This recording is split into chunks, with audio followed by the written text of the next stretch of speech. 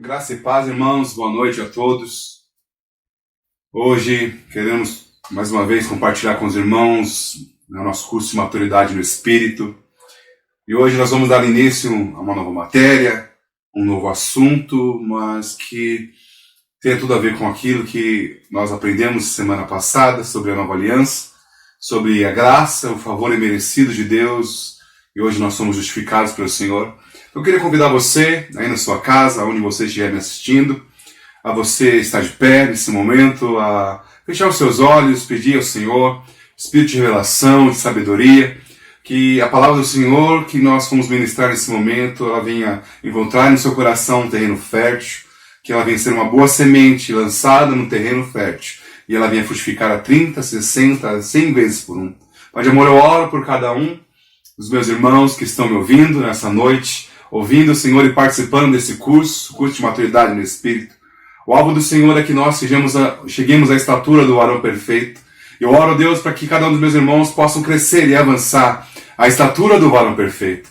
Nesse chamado, Deus, no qual nós fomos predestinados a sermos conforme a imagem de Jesus. Cada um possa responder da maneira certa. Cada um possa viver aquilo que o Senhor tem para a vida deles. Em nome do Senhor Jesus, eu abençoo, declarando sobre a vida dos meus irmãos, que o Senhor é com eles, que as tuas mãos vêm cobrindo, livrando eles de todo mal, livrando eles, Senhor, de toda injustiça, de toda perseguição maligna contra a vida deles. Eu repreendo, Deus, toda ação maligna contra a vida dos meus irmãos, toda arma forjada, todo dardo inflamado, caia por terra no nome do Senhor Jesus, e que a palavra da verdade, a palavra do Evangelho, venha encontrar na vida deles aquilo no qual o Senhor designou para que ela venha se cumprir. Em nome do Senhor Jesus. Irmãos, nós hoje, então, vamos dar continuidade, ao nosso curso de maturidade no Espírito, e hoje nós vamos entrar na matéria vitória sobre o pecado.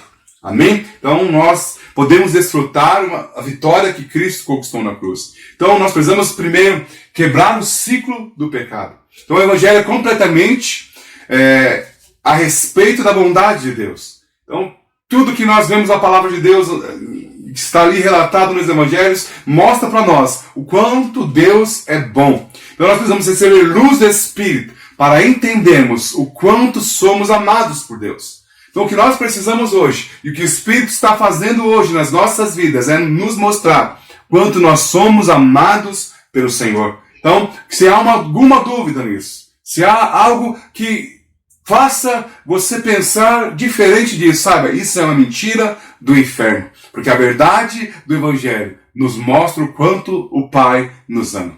Então, quando nós entendemos esse amor, então a libertação do pecado começa a se manifestar. Eu só serei liberto do pecado quando eu entendo que sou amado. Não há outra maneira. Muitas pessoas pensam que o caminho para ser liberto do pecado é pela sua própria força, pela sua maneira. Eu preciso parar de pecar, então eu paro. Sabe? Nenhuma força, nada. E o Evangelho não mostra isso, que não tem a ver com você. Toda a vitória foi Cristo que conquistou. Semana passada nós falamos sobre que para que possamos desfrutar e reinar em vida, precisamos aprender a receber. Ou seja, no reino de Deus, nós não conquistamos, nós desfrutamos, nós ganhamos de presente. Então, da mesma forma, a vitória do pecado, quebrar o ciclo do pecado, vai ser como? Através da vitória de Cristo na cruz. Então, a graça não leva o pecador, mas a lei sim. Então, na verdade, a bondade de Deus que nos conduz ao arrependimento. Então, a graça não leva ao pecado. Alguém entendendo a graça não vai te levar essa pessoa a pecar mais. Mas a lei, muitas vezes faz sim, porque a lei fala, olha, não peque. Quando você pensa nisso, você já está pecando. Então, a bondade de Deus que nos conduz ao arrependimento. Lá em Romanos 2,4 diz assim, ou desprezas a riqueza da sua bondade, e tolerância e longanimidade, ignorando que a bondade de Deus é que te conduz ao arrependimento. Então nós temos com clareza que é a bondade do Senhor que nos conduz ao arrependimento. Então não pense que Deus seja contra o sexo. Deus criou o sexo e, na verdade, o primeiro mandamento que ele deu ao homem foi para fazer sexo, foi para se multiplicar. Então ele disse para Adão, crescer e multiplicar-se. Então, quando as pessoas, a maioria das vezes, quando pensam em pecado, eles estão pensando em relação ao sexo. Então, os pecados não são iguais. Jesus disse para Pilatos que aqueles que o haviam entregado a ele tinham um pecado ainda maior. Então, ele fala isso lá em João, capítulo 19, no verso 11. Então, e o pecado sexual é completamente diferente de todos os outros pecados. Paulo diz que todo pecado é fora do corpo, mas o pecado sexual atinge o corpo. Lá em 1 Coríntios, capítulo 6, verso 18, fugir da impureza. Qualquer outro pecado que uma pessoa cometer é fora do corpo, mas aquele que pratica imoralidade peca contra o próprio corpo. Então alguns dizem que o crente que cai em pecado sexual se enche de demônios, mas Paulo não diz isso. Antes ele afirma categoricamente que o crente continua sendo templo do Espírito Santo. Não deixa de ser. Então ele fala exatamente isso, porque peca contra o corpo. Isso que torna o pecado sexual ainda mais grave, porque a pessoa continua ainda sendo parte do corpo. Amém? Então como é que esse ciclo, né, do pecado, como é que acontece o ciclo do pecado sexual? Então a primeira coisa que aparece é a tentação. A pessoa é tentada, logo em seguida ela confia na própria força, ela fala, não, eu não vou cair nesse pecado, olha, eu sou incaível, né? Eu nunca vou cair, e acaba confiando na própria carne, confiando em si mesmo, e aí vem a queda. E quando acontece a queda, logo em seguida vem a culpa, e aí se torna um ciclo, né? Ou seja, um ciclo vicioso, onde a pessoa acaba vivendo e muitas vezes não consegue sair disso. Então esse ciclo do pecado. O grande problema do pecado sexual é a sua repetição. Ele se torna um ciclo que, se não for quebrado, vai continuar se repetindo. Então é preciso dizer não em algum momento. Em algum ponto desse ciclo é necessário haver uma quebra. Quebrar esse ciclo para que ele saia dessa vida. Então a primeira coisa, parte do ciclo, para entendermos como quebrar. A primeira coisa que vem é a tentação. Ninguém peca sem antes ser tentado. Ser tentado não é pecado. Muitos se deixam levar para o pecado porque são convencidos que quando sentem a tentação, né, já pecaram. Já senti, já pensei, já fui tentado, então já pequei. Então já que eu pequei, chuto para a barraca e faz a besteira. Mas isso é um engano. Tentação é diferente de intenção. Então muitos homens olham para mulheres, mas há aqueles que olham com a intenção impura. Como nós vemos lá em Mateus, capítulo 5, verso 28, quando o Senhor Jesus diz, aquele que olhar para uma mulher de forma impura, já pecou na sua mente. Então, diante de uma tentação, a ordem bíblica é para que fujamos do pecado. Então, quem é tentado não quer dizer que já pecou. Então não caia nesse engano, não caia nessa mentira do diabo. E quando você é tentado, você já pecou.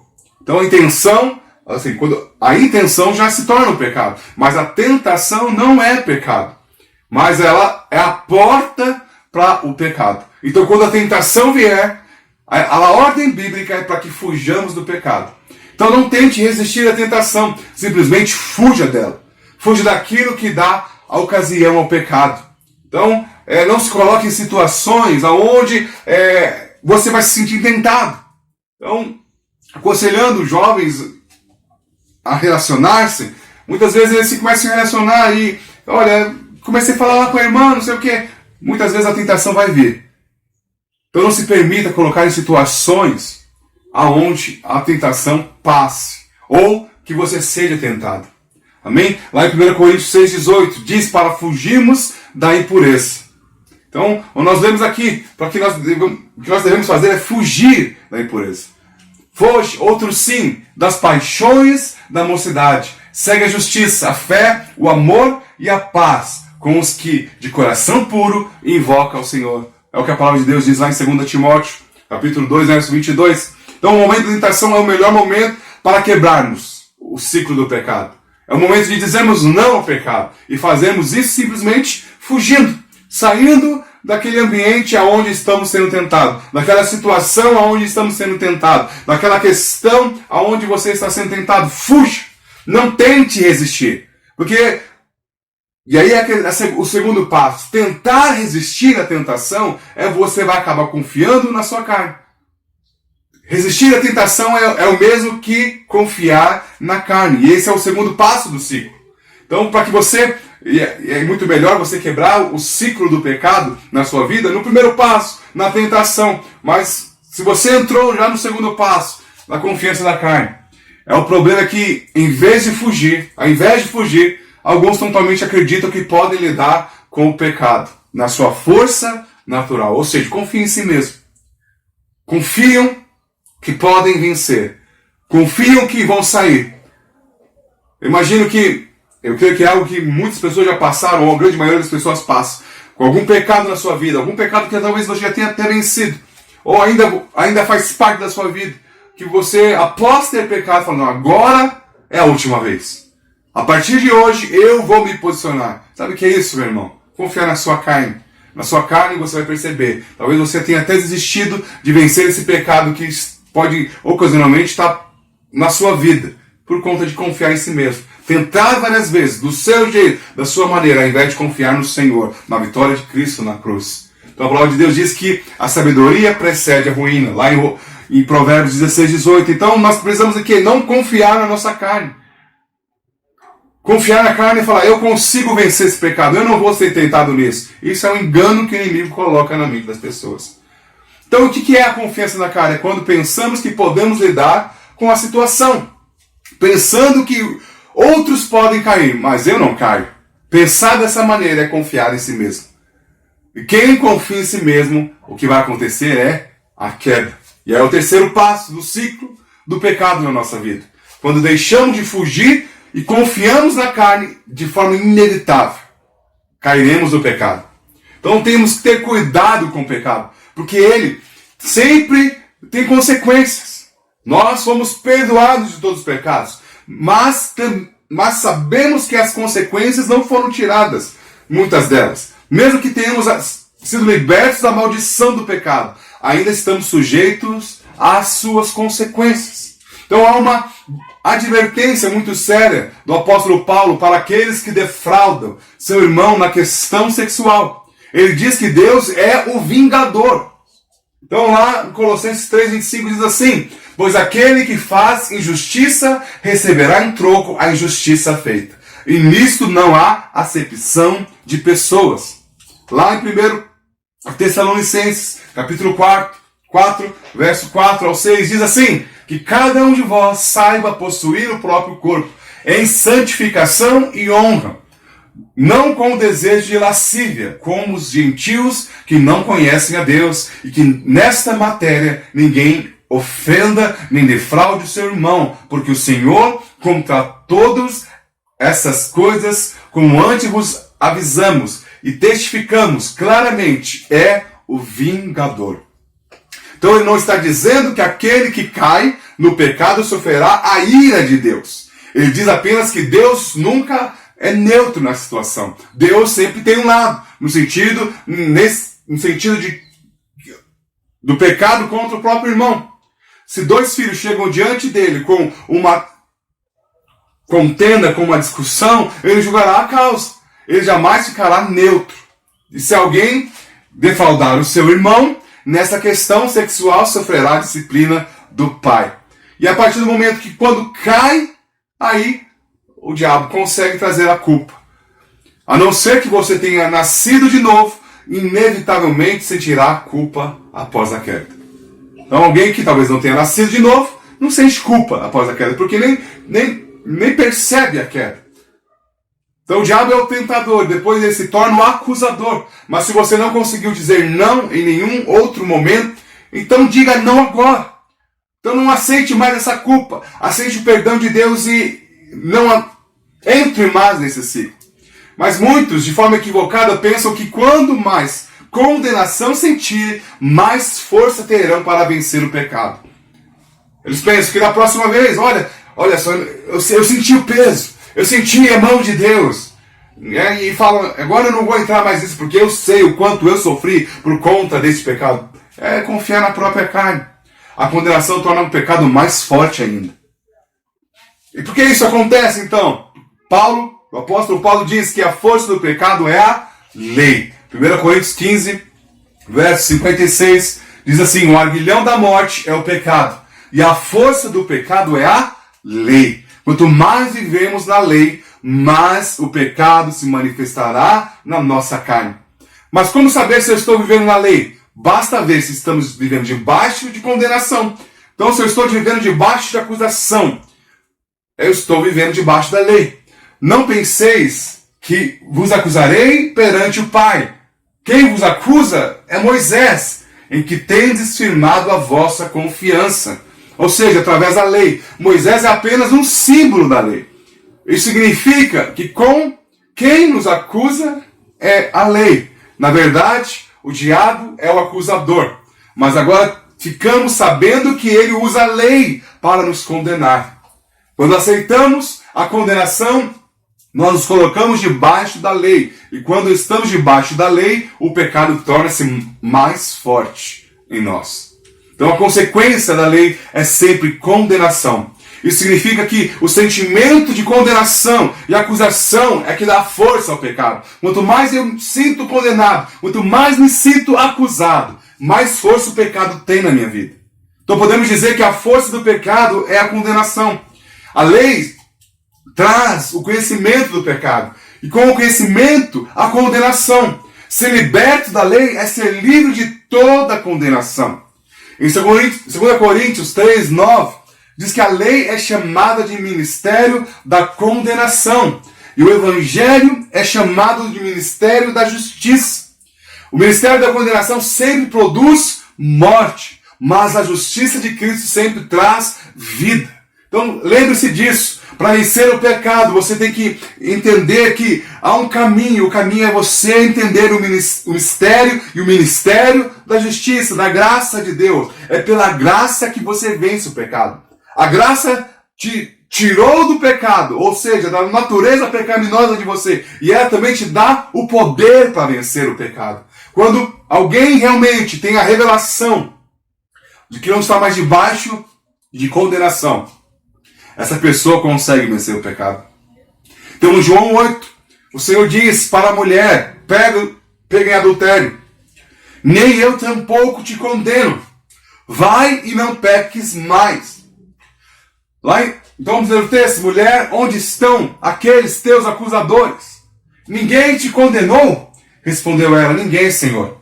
Então lhe disse Jesus: nem eu tampouco te condeno. Vai e não peques mais. Então ela não tinha mais acusação. Jesus disse para ela, após dizer para ela, primeira coisa que ele diz: eu também não te condeno. Não há mais acusação sobre você. Agora vá e não peques mais. O que Jesus não fala: olha, minha irmã, não pecas mais. Não faça mais isso. Ele não acusou ela. Ele primeiro tirou toda a condenação, tirou todo o peso e falou assim: agora você pode não pecar mais. Então a mulher só podia cumprir a ordem de não pecar, mas porque já tinha recebido o dom da não condenação. Quem se sente debaixo de condenação está condenado a repetir o pecado vezes e mais vezes. Enquanto essa pessoa não entender o mistério da graça, entender que não há mais condenação para quem está em Cristo Jesus, essa pessoa viverá sofrendo nesse ciclo do pecado. Então estar debaixo da lei é o mesmo que estar debaixo de condenação. Então o pecado não terá domínio sobre nós, porque não estamos mais debaixo da lei, ou seja, debaixo de condenação. A lei significa receber o favor com a condição de obedecermos o mandamento. Como não obedecemos, o resultado da lei é sempre condenação. Mas hoje estamos debaixo do favor, o favor imerecido, o favor da graça de Deus sobre nós. Então o motivo pelo qual não há condenação é porque os nossos pecados foram todos condenados na cruz do Calvário. Sabe por que não há mais condenação sobre a sua vida? Para aqueles que estão em Cristo Jesus, porque Ele levou toda a condenação sobre Ele. Se Ele levou toda a condenação, Ele foi condenado no meu lugar e no seu lugar, não há mais lugar para eu aceitar essa condenação. Condenação é eu aceitar a mentira do diabo. Não quer dizer que eu não pequei. Não quer dizer que Deus não está vendo. A questão é que já foi levada. Então Jesus já perdoou todos os nossos pecados. Então do pecado mais sutil até aquele mais grotesco, todos foram colocados sobre o Senhor Jesus na cruz. Ele carregou esse peso. Deus não ignorou nenhum deles. Então o motivo de não termos condenação hoje não é porque nossos pecados já foram condenados no corpo de outro. O mesmo crime não pode ser punido duas vezes. Então a razão pela qual caímos no pecado é a confiança na carne. E se a condenação nos leva de volta ao pecado, isso mostra que o nosso sentimento de condenação está também baseado na própria confiança. Então eu estou achando, olha, se eu aceito a condenação, o que eu estou fazendo? Aceitando que eu sou e eu vou levar o peso da minha cruz, sendo que Jesus já levou. Acalentar o sentimento de condenação é dizer que o sacrifício de Cristo não teve valor ou é insuficiente para resolver a questão do pecado.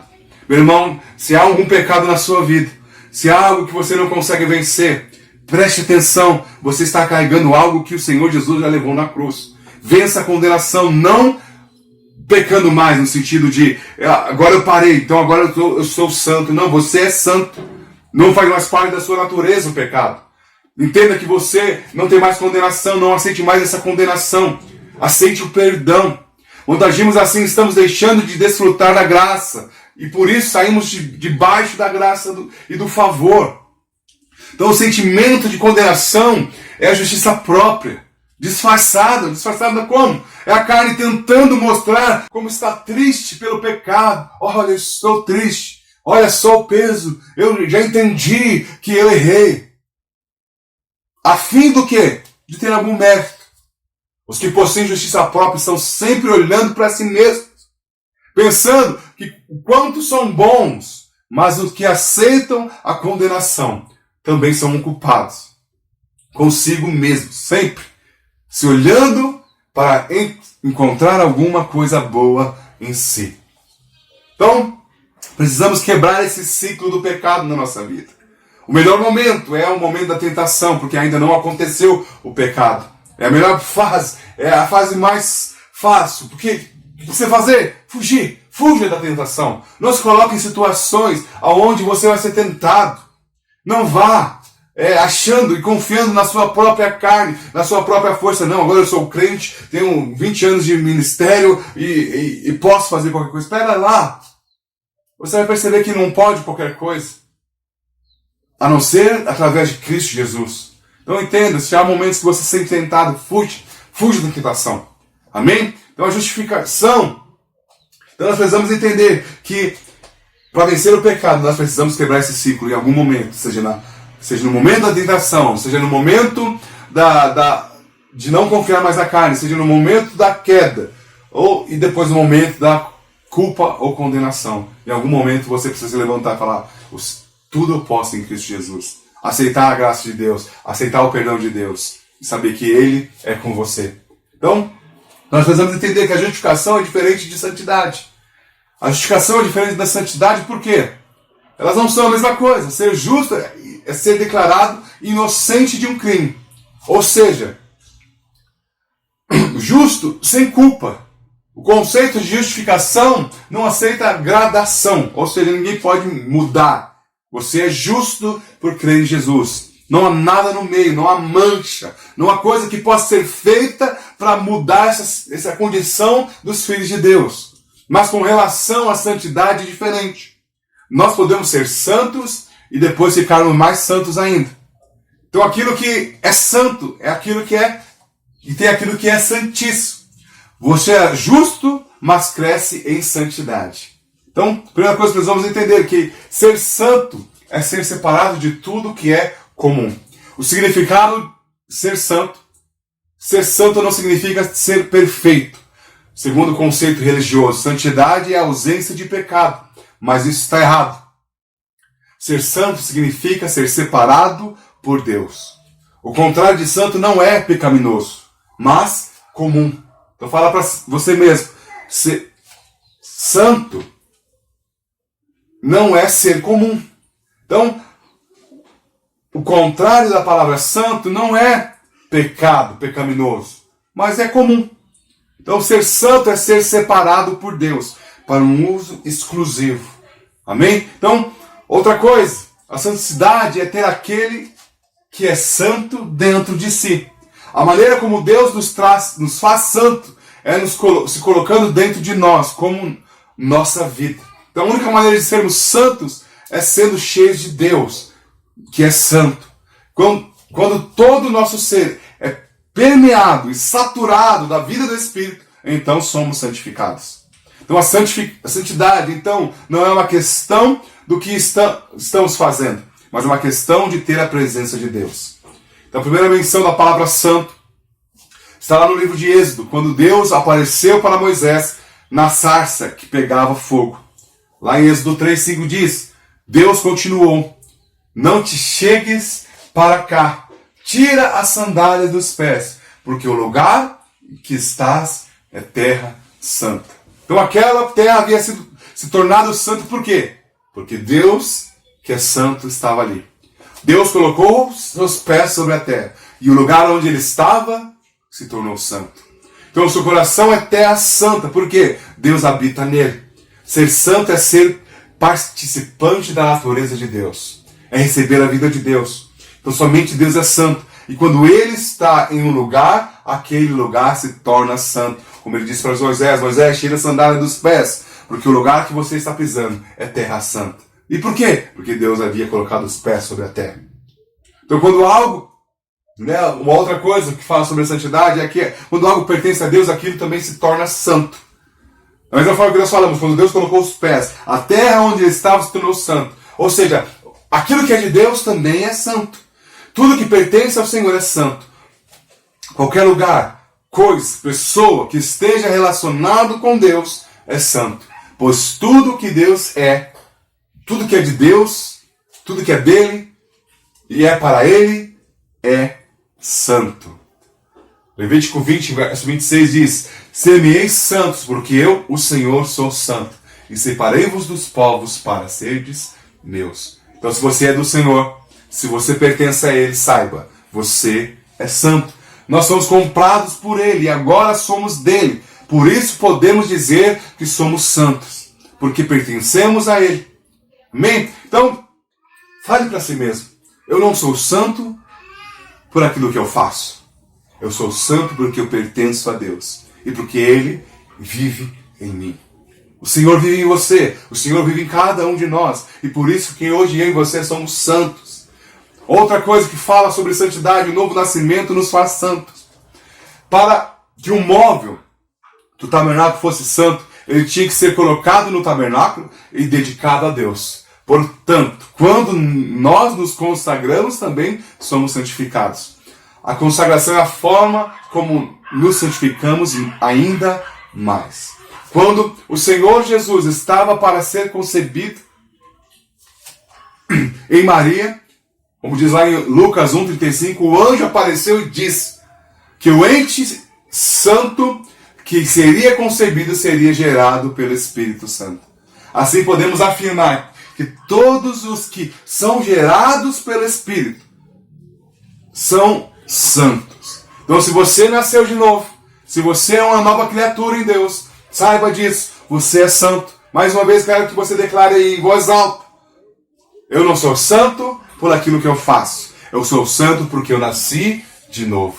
Então Lucas 1,35 diz, respondeu-lhe o anjo, descerá sobre ti o Espírito Santo e o poder do Altíssimo te envolverá com a sua sombra. Por isso também o ente santo que há de nascer será chamado Filho de Deus. Você nasceu?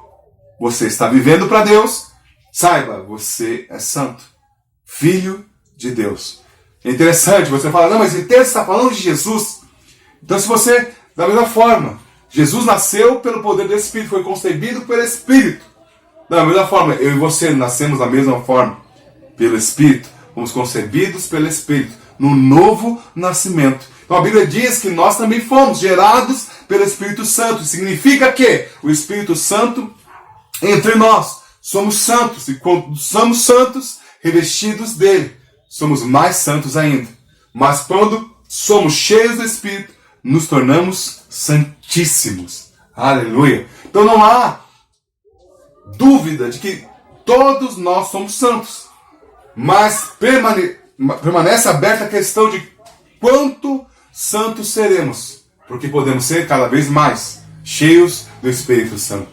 Ser santo não é ser perfeito ou sem pecado. É ser um com Deus. Quando somos cheios e transbordantes dele, somos santíssimos. Então concluímos então que santidade é o próprio Deus. O Espírito Santo é a santidade. Onde o Espírito está, aí está também a santidade. Hoje o Espírito habita em nós, mas precisamos ser cheios dele. Portanto, santidade significa ser cheio do Espírito. Quanto mais cheio do Espírito, mais santo eu sou. Não no sentido de menos pecado eu faço, mas expresso a pessoa de Deus.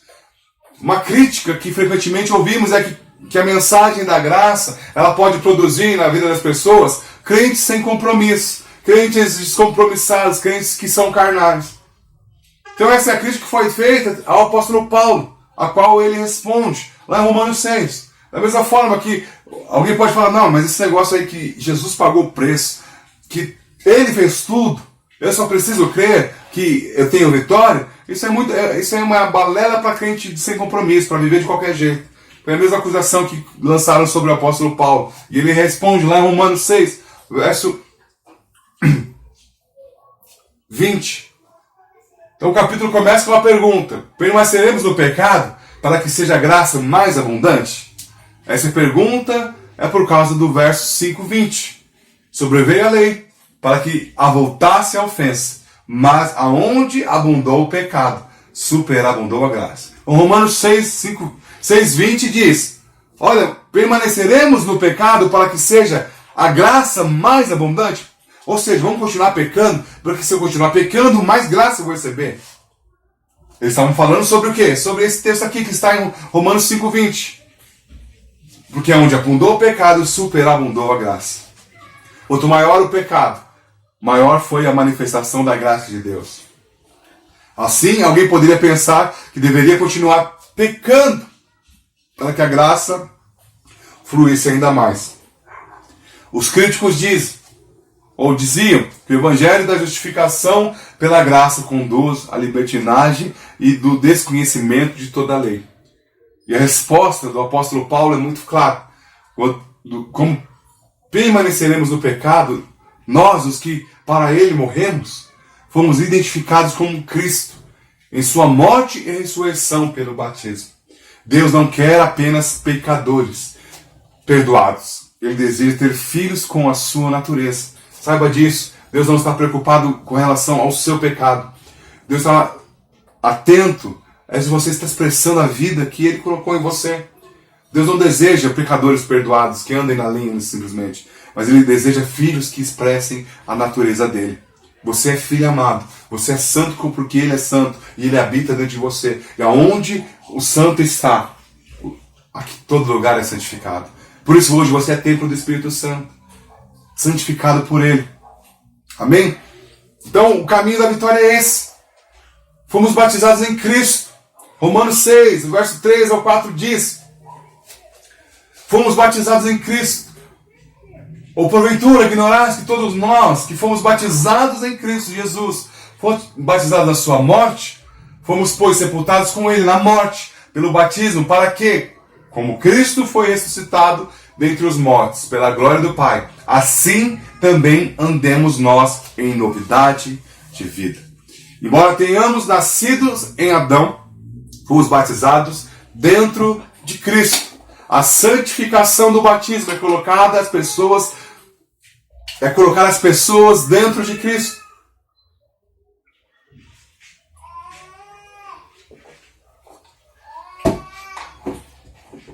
Então, o batismo não é uma mera cerimônia, é uma experiência espiritual. Quando somos batizados, estamos sendo transferidos de Adão para Cristo. Colossenses diz que nós somos tirados do império das trevas e transportados para o reino do Filho do seu amor. Essa experiência, é esse ato É essa coisa que acontece quando nós nascemos de novo. Então o batismo não é uma mera cerimônia, é uma experiência espiritual, quando somos tirados das trevas e transportados para Cristo. Somos tirados de Adão e colocados em Cristo. Da mesma forma que Eva foi tirada da costela de Adão, a igreja é parte de Cristo. Amém? Então quando Eva era parte do homem, quando Adão fala para Deus, ó, essa é carne da minha carne. Da mesma forma que Jesus fala a respeito de mim e de você, assim ele fala da igreja. Ela é o meu corpo. A igreja é o corpo de Cristo.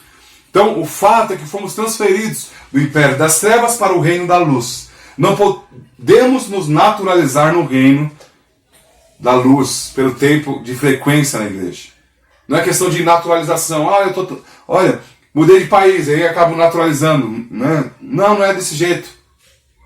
Nós nos tornamos cidadãos dos céus, porque no novo nascimento fomos tirados das trevas e transportados para a luz. Então precisamos morrer e renascer, cidadãos do reino dos céus. Isso é feito no batismo. Então no batismo nós nos identificamos com a morte de Cristo. A morte de Cristo se torna a nossa morte. Quando entramos nas águas do batismo, estamos morrendo para o pecado, para o mundo e para o diabo. Isso somente é possível. Por quê? Porque a morte de Cristo se tornou a nossa própria morte. Nós morremos juntamente com Ele. Na cruz, nós morremos para podermos ressuscitar juntamente com Ele. Mas em que sentido morremos? Nós nos tornamos como defuntos, insensíveis ao pecado. Sabendo isso, Romanos 6,6 diz que foi crucificado Ele, o nosso velho homem, para que o corpo do pecado seja destruído e não sirvamos o pecado como escravos. Então o velho homem é aquilo que eu era antes de me converter. É o meu antigo eu, que gostava de pecar. Esse velho homem já morreu no dia em que criei e recebi o batismo. O corpo do pecado é a natureza pecaminosa que herdamos de Adão. Então a palavra destruída aqui tem o mesmo significado de Hebreus capítulo 2, verso 14. Isso, pois, que os filhos têm participação comum de carne e sangue. Destes também ele, igualmente, participou, para que, por sua morte, destruísse aquele que tem o poder da morte, a saber, o diabo. Então sabemos que o diabo ainda não foi destruído, assim como não foi a nossa natureza terrena. Podemos dizer que destruir, em ambos os textos, significa ser amortecido, desempregado, despojado de poder, mas nunca aniquilado. Então assim, aquele que era escravo do pecado, o velho homem já morreu. O novo homem não precisa mais viver na prática do pecado, pois não é mais escravo do pecado. Mas isso não significa que seja impossível voltar a pecar. Mas o batismo, então, ele não representa apenas a morte. Ele nos também representa a ressurreição. Então, para uma nova vida. A ressurreição de Cristo torna-se a nossa ressurreição. Romanos 7, ou 6, capítulo 6, verso 7 diz que quem morreu está justificado do pecado. A morte aqui significa o pagamento, a punição do pecado. Assim, a justificação afeta todo o nosso ser e nos faz livres do poder do pecado. Amém? Então o caminho de vitória é esse. Primeiro, entender que nascemos de novo, estamos em Cristo. O segundo passo do caminho da vitória é que a nossa velha história termina com a cruz. E a nossa nova história começa com a ressurreição. E assim, se alguém está em Cristo, é nova criatura. E as coisas antigas já passaram. E eis que se fizeram novas. 2 Coríntios capítulo 5, verso 17. Fala assim para você mesmo. Eu sou nova criatura. A minha história passada ficou na cruz. E hoje eu tenho uma nova história. Ressurreta em Cristo Jesus. Então a cruz põe fim à velha criação. É por meio desta morte que surge um novo homem em Cristo. Romanos 5,19, o apóstolo Paulo diz que pela desobediência de um só homem, muitos se tornaram pecadores. E também por meio da obediência de um só, muitos se tornaram se tornarão justos. Nós não nos tornamos pecadores no primeiro dia que pecamos. Nós já nascemos pecadores.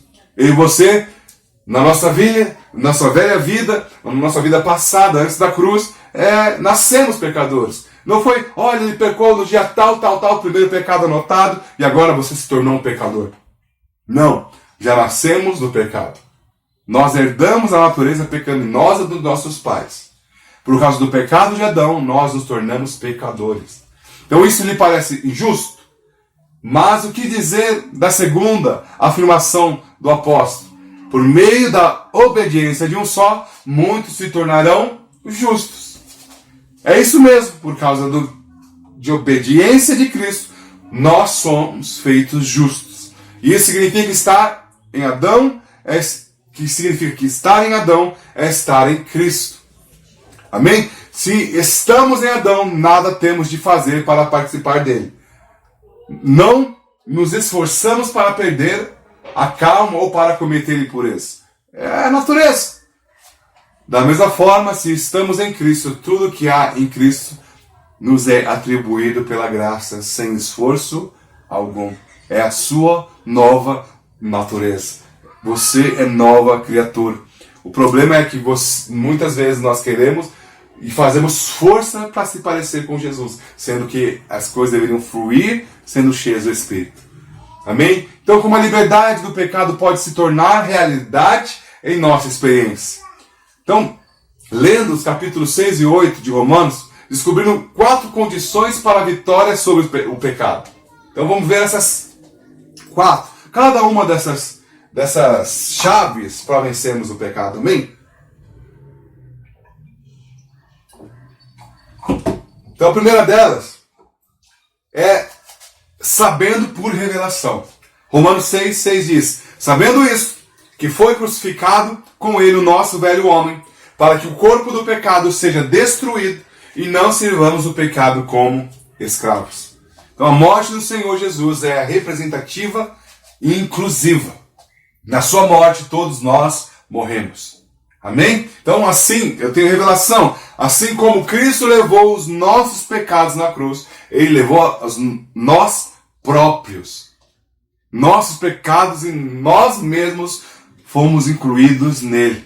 A mesma Bíblia que diz que Cristo morreu por mim, também diz que eu morri com Ele.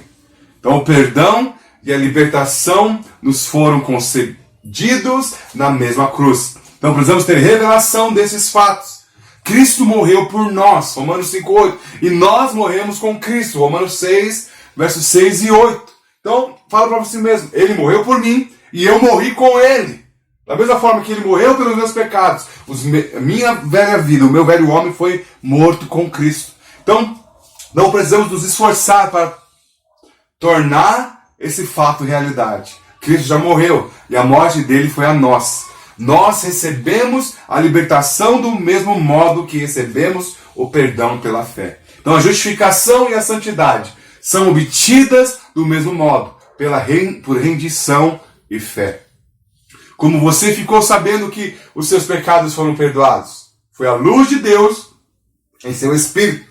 Precisamos reconhecer a verdade da libertação da mesma maneira, do mesmo jeito.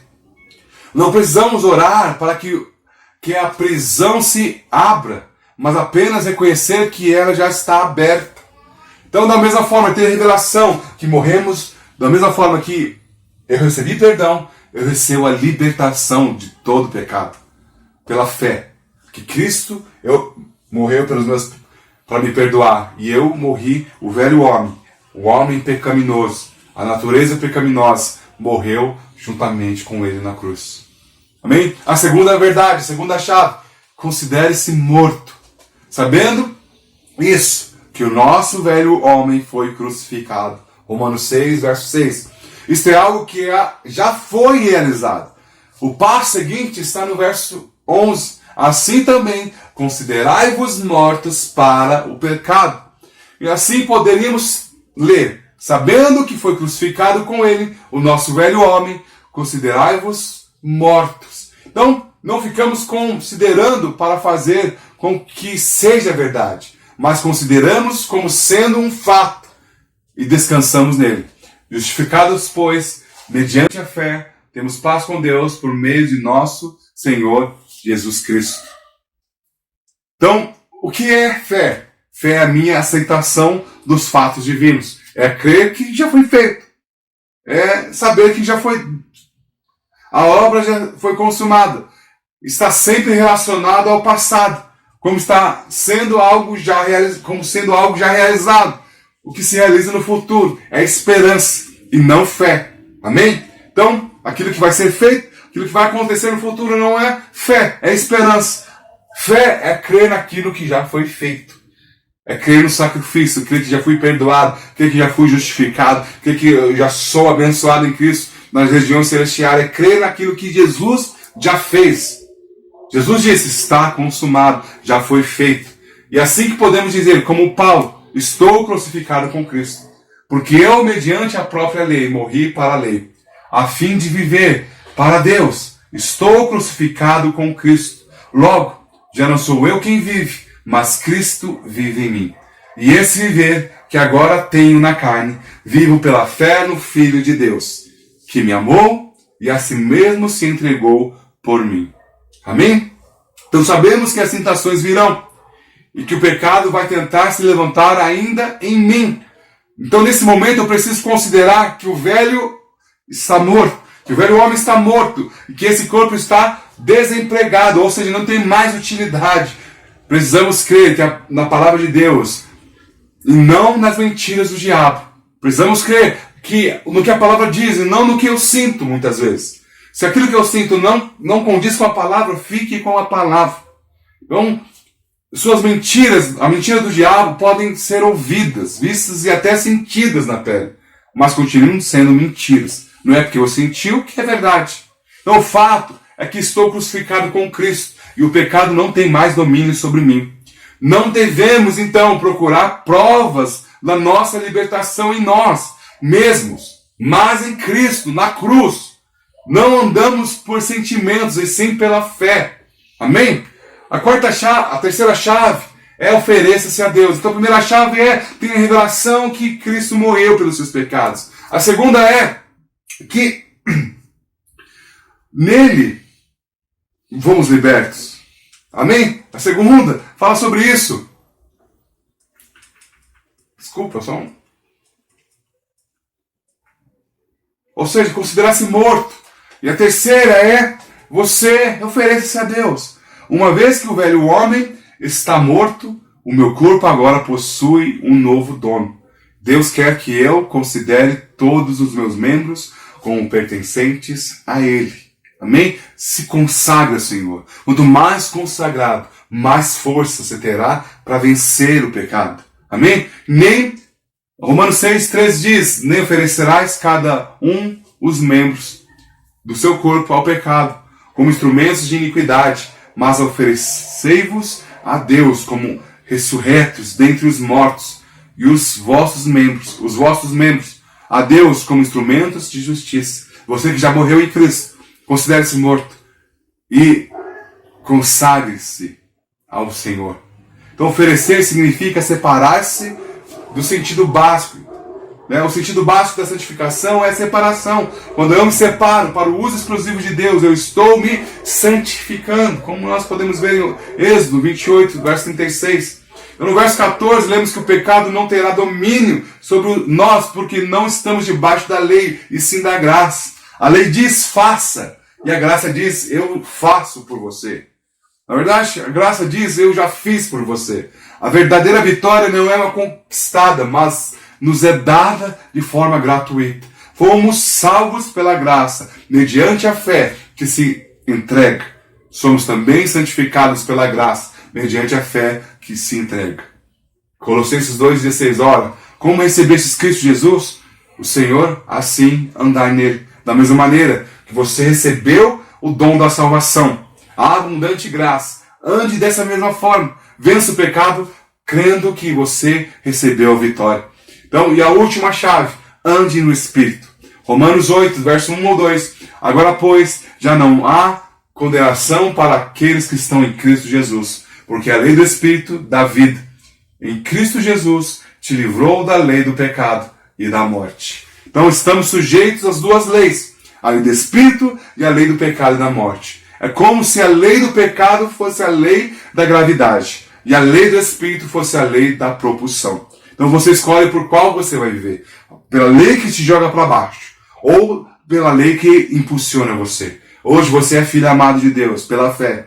Da mesma forma, a vitória sobre o pecado vem pela fé, que Cristo venceu o pecado. Na cruz, você foi incluído nele. Na ressurreição, nós somos incluídos neles também. Em nome do Senhor Jesus, que você receba isso com revelação no teu espírito. Que você receba isso na tua vida como a verdade que a palavra de Deus diz, porque essa é a verdade. Essa é a verdade, que em Cristo não há condenação. Esse texto aqui nós vemos por último.